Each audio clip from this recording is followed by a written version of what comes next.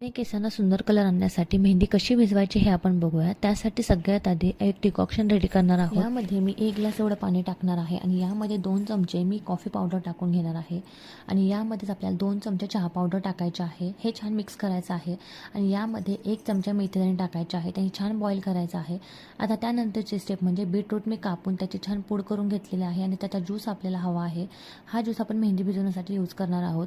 आता मेहंदी कशी प्रिपेअर करायची हे बघूया। त्यासाठी हे डिकॉक्शन मी घेतलेलं आहे, 1 कप दही आणि 1 कप आपल्याला बीटरूटचा ज्यूस मी घेतलेला आहे आणि VLCCची हिना मेहंदी मी घेतलेली आहे।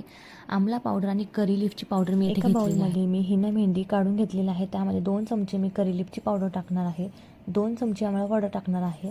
हे छान मिक्स करायचं आहे आणि यामध्ये 1 कप एवढं दही घालून घेणार आहे आणि त्यामध्ये हळूहळू करत हे बीटरूटचं पाणी आपल्याला घालून घ्यायचं आहे आणि छान स्मूथ पेस्ट बनवून घ्यायची आहे। रात्रभर ही मेहंदी भिजत ठेवायची आणि दुसऱ्या दिवशी केसांवरती अप्लाय करायची आहे।